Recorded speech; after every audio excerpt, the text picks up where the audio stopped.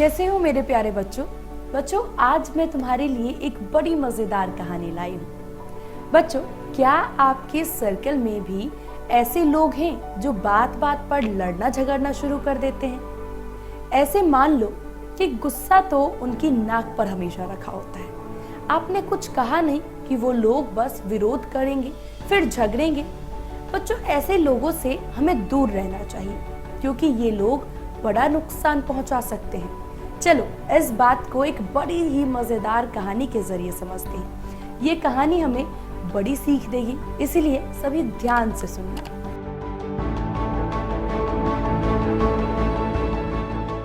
सालों पुरानी बात है।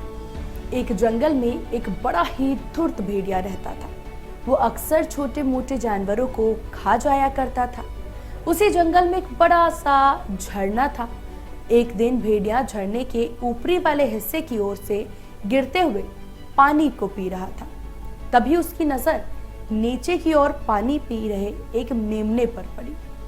भेड़िए के मन में मेमने के नरम मांस को खाने का विचार आ गया और अब वो मेमने को मारने की तरकीब सोचने लगा। आखिरकार उसे एक आइडिया आ गया। उसने मेमने को डांटते हुए कहा, अरे ओ मेमने, इस पानी को गंदा करने की तेरी हिम्मत कैसे हुई? तुझे दिखाई नहीं देता कि हाँ, मैं पानी पी रहा हूँ? मेमना भेड़िए को देख करके डर गया, फिर भी डरते हुए बोला, श्रीमान, मैं भला पानी कैसे गंदा कर सकता हूँ? पानी तो आपकी ओर से बहकर नीचे आ रहा है। भेड़िए ने गुस्से में पूछा, ठीक है, पर ये बता, तूने मुझे पिछले साल गाली क्यों दी थी? सहमे हुए मेमने ने कहा, मैं तो कुल 6 महीने का हूँ। अब आप ही बताएं कि आपको साल भर पहले गाली कैसे दे सकता हूँ? साल भर पहले तो मेरा जन्म ही नहीं हुआ था।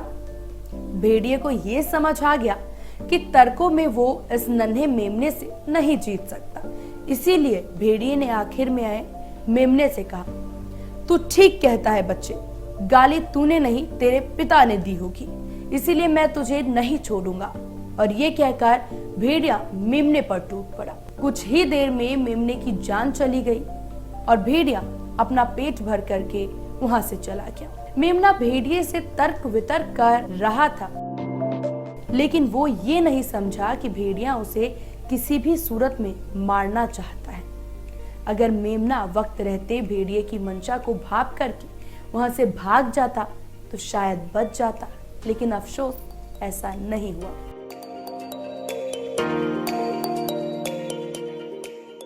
बच्चों, कैसी लगी आपको ये कहानी? बच्चों, इस कहानी से हमें ये सीख मिलती है कि अगर आपको ये एहसास हो जाए कि सामने वाला आपको नुकसान पहुंचाना चाहता है तो उससे उलझना नहीं चाहिए, ना ही बहस या झगड़ा करना चाहिए, क्योंकि ऐसे लोगों के साथ वाद विवाद करने पर आप अपना ही नुकसान करेंगे। इससे बेहतर है कि बेवजह की बातें या दलीलें देने वाले लोगों से किनारा कर लें।